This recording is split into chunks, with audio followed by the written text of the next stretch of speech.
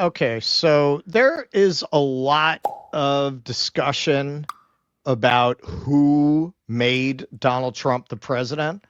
If you're watching the liberal media, which is most of it, they're focused mostly on Latino men, uneducated white women, of course, the old bugaboo, white men. But, there's something that this guy, this guy, this guy, and this gal all have in common that no one is talking about. And really, it is the only demographic age group that voted in its majority for Donald Trump. Don't you forget about me. That's right. My people. Gen X is the only demographic group that voted in a majority for Donald Trump. Now, at the time that this was put out, it was 53 to 45. Wound up being by 10 points. Now, if you look at every other age group, they did not. 18 to 29, Harris plus 11. Now, that did cut in from 2020, but it was still 30 to 44. Harris eked out a bare plus 1. 65 and older, tied, which is amazing. That's another thing I never would have seen coming. But no. Gen X, look, we're used to being ignored. We are used to being overlooked. Many say we are the middle child between the boomers and the millennials. But as the latchkey generation, as a generation of divorced households that basically had to raise ourselves, we got ignored and neglected for so long that we've grown to like it. All we wanted was to be left alone. All we wanted was to play with our toys, to play with our special vintage Star Wars telephone. But instead, you made us make a phone call. Hey, America, it's Gen X. Go fuck yourself. You had to make us do that. All we wanted to do was wear our vintage Dio shirt, read our old heavy metal magazines with articles so twisted, so depraved, so perverted, you'd get canceled today for even pitching what was in the old heavy metal magazine to heavy metal as it exists today. But no, you had to bother us. You had to harass us. Now, there were signs that this was coming, and this is what I meant earlier when I said I missed some of this. Gen X and President Biden, reality bites. I did not know this. Apparently, even ahead of time, they knew Gen X was the Trumpiest of the generations, and this I really didn't know. This is what I mean. If I had known this, I might not have expected women to vote on abortion. That my whole prediction was based on that. But only 41% of Gen X women said they supported Harris. 54% supported Trump. Wow. Okay, so make it make sense, right? Oh, we forgot about the dry ass pussy vote. The dry ass pussy. Yeah. It might have been some of that. I Okay, I am not going to say that, but I did say something in the chat earlier that some people will have caught.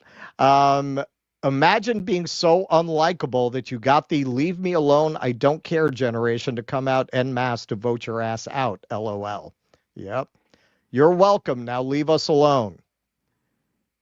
I voted. We had to. You kept bothering us and trying to tell us what to do. This was a mistake.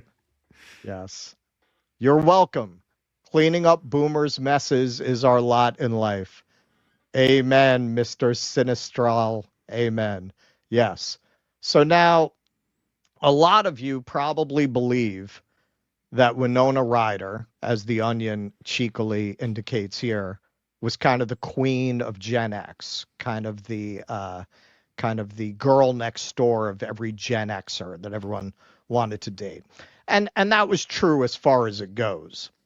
But if you were a more interesting kind of a Gen Xer, if you were more into the kind of offbeat kind of girl who seems like she might punch you in the face after saying something profound and then steal all your furniture and maybe come back the next week, you might have been into the kind of poor man's Winona Ryder. Her name was Justine Bateman. You might know her as having played Mallory on Family Ties, the ditzy younger sister to Michael J. Fox. But she wound up being very interesting and kind of offbeat and kind of odd. She was somebody that, she was kind of the garage band version of Winona Ryder in a lot of ways. She was kind of the indie label, off-label actress of that period. Now I got to say, the way that she turned out, I feel pretty justified in my personal. If you had asked me back then, who I would have taken out, Justine Bateman all day over Winona Ryder. She went on to be a big advocate for net neutrality, and she also, and this is very unusual for a Hollywood actress, she campaigns against cosmetic surgery, arguing for natural aging. Um, so, I mean, she's probably dyeing that hair, but overall, good for her. So it does not surprise me that Justine Bateman has probably captured the general Gen X feeling about the last 10 years or so, particularly around cancel culture. And I think you'll hear a lot of echoes of things I've said over the years on the show and what she says here. And I've always said South Park is kind of the quintessential Gen X show. This is something, if they could talk about how they feel about the last few years, Trey Parker and Matt Stone might say something like this. Decompressing from walking on eggshells for the past 4 years. I have found the last 4 years to be an almost intolerable period, a very un-American period in that any questioning, any opinions, any likes or dislikes were held up to a very limited set list of permitted positions in order to assess acceptability. I've never in my life known that to be an American environment. It's an environment I have encountered in smaller groupings, a church, a private club, a clique, but never before as a national blanket. It has been suffocating. Common sense was discarded, intellectual discussion was demonized, only permitted position behavior and speech was allowed. Complete intolerance became almost a religion, and one's professional and social life was threatened almost constantly. Those that spoke otherwise were ruined as a warning to others. Their destruction was displayed in the town square of social media for all to see. This was the me too moment where every effort was made to divert attention to oneself instead of recognizing how one contributes to the whole. This was the era of trying to exercise control over those who did not want to follow the crowd and have their own ideas about what they needed to do. This dampened our culture and innovation, bringing people to even think that generative AI, a regurgitation of the past, was actually our cultural future. When you starve a society of those called to be independent thinkers and cultural and intellectual innovators, you rob that society of any forward movement. Those that tried to impose that control maintained a kind of hall monitor position by threatening others with damning labels like sexist, racist, homophobic, etc., when the free thinking and questioning was nothing of the sort. However, the mob mentality that followed caused these social convictions when there was often no evidence to support them. See Charles Mackay's 1841 book, Extraordinary Popular Delusions and the Madness of Crowds. I am neither one extreme or the other, but am one of the millions of people who believe in common sense and that everyone should be free to live their lives however they want, unless that freedom interferes with someone else's freedom to live their own life. That's it.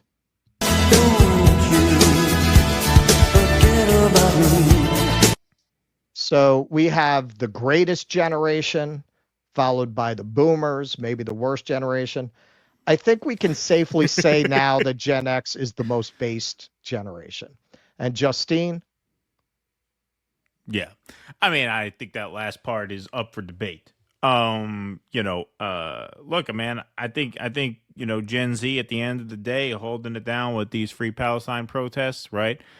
Sure. But look, Gen X definitely has a finger in the air spirit, a middle finger in the air kind of spirit, and they definitely let that fly this time. This time. Now, as in terms of like the generational breakdown, Don't be like the Greens, Gen X. Own it. Lean into it. Take yeah, credit don't for it. don't be the Damn Green right we Party, Gen elected X. Donald Trump, motherfuckers. You Exactly. couldn't just leave us alone. You couldn't just leave us alone. This is all we wanted. We just wanted to play with our toys. You had to bother us. Carrot Top over here at the prop comedy gonna have a gig coming soon. Yes, he was very excited about that. He rehearsed that prop comedy bit a lot uh, before the show. Well, I'm actually well, well, impressed you well, pulled it off without knocking the computer down or the well, microphone or that's it anything. because there's a lot going on over A lot here. of moving parts here, folks. Okay. Just so you know, so this thing, it actually, if you were to have a landline and you plug this in, it turns its head, does the respirator, and does the Imperial March. That's the ring There you to go. this. I mean, in 2016, I guess these would have been Gen X at the time, right? It would have been. Well, no, maybe not. I mean, the in 2016 it would have been the Boomer Gen X borderline. There, is there a word for that? Is there a term for that? Like people who were born like late 50s, early 60s. That's not quite Gen X, but it's a little old for Boomers. It's like that in between there. That's like the American graffiti generation. There you go. Okay, great. Okay, so And I they. and I believe there is a name for them. I forget what it is. Okay, It's maybe in the not the chat if silent someone knows. generation. That No, those are no, the no. ones right That was before the before the boomers. Boomers. No, But but there is like this like the American graffiti group. Like they're not quite boomers, but right. they're not silent generation. Like the 50 to 60 year olds were always kind of the core of the Trump base, the world weary worker with the windburn on his face. You know what I mean? Like that was always, especially in the Midwest, that is what always drove the numbers for Trump. And so it doesn't surprise because now those are Gen X. Now we're 2024, Right. so between 50 and 60 years old, that's Gen X. So it didn't surprise me that they sort of turned out for Trump. The other numbers are what's more surprising to me. That Boomers, it was tied. That for what was it, 30 to I would never 44, have it was expected basically that. tied. Yeah. It was basically Yeah. dead even. You would expect Democrats to do much better among Right. 30 to Right. 44 and much worse among Boomers. So that was a big surprise. And the young vote. The young vote, I mean, Democrats won the young vote by what, 11? That's very low. That's very low Uh, for a of Democrat. Yeah. course. Of course. I mean, this is what I would say in all seriousness, because I looked at a lot of the articles about this. So, from a personal perspective and from a research perspective, yeah, it makes sense because Gen X feels the most insecure. Surprisingly, that actually surprised me that Gen Z, I guess because they're young, they still feel like maybe I'll build up money. But apparently, the Gen X feels most financially insecure. Yeah, that makes And a sense. lot of them are caught in the middle right now between taking care of elderly parents and they still have children at home. So they're kind Right. of getting squeezed from both ends. Right. So there's that element. And also, I mean, this was kind of interesting. Look, I was the kind of kid who was more attracted to the, punk band posters with Reagan with a Hitler mustache on. But a lot of the Xers they talk to, maybe they're a little younger than I was. Maybe they're a little on the younger side of the cohort. They remember the Reagan years fondly as a time of like patriotism and Right. good feeling in the country. Like they might not have been old enough to see what the dark side of that was at the time. They just remember, oh, look, Back to the Future was in the movie theater and it was morning in America. Um, and some have very dark memories of the Carter years and the inflation. They were saying a lot of them are connecting it to when they were children. I mean, I remember that when they were children and there were gas The lines and there energy. was Yeah. this runaway inflation. Um, but on the side that I really took it from somewhat humorously, but not entirely, and what Justine Bateman is addressing there, you could not pick a generation more likely to be deeply, deeply offended and infuriated by speech codes. We didn't like it when they called it political correctness the first time around when we were in our teens and 20s, and we don't like it now that you're calling it wokeness. It is a generation that was always known for having a very dark, irreverent, cynical sense of humor. And also you have to remember a lot of the Gen Xers, they're right in the prime of their careers. In other words, particularly vulnerable to cancellation. If you're Right. retired, you don't really have to give a shit, right? Sure. If you're early career, well, maybe you could recover from a little social faux pas. They're right You in can the. start a podcast. You could start a podcast. That's what we did That's when what we we got did. canceled. Yeah, right. Yeah. They're right in that point where maybe you get fired from the job that you've been working decades to have because you made a joke that for an Xer would have been fine, but now Right. it's not fine all of a sudden. So just on that level, yeah, there's a lot of economic elements, but yeah, if there's a generation that the cultural thing would have been particularly potent for, it's definitely mine. Please clap.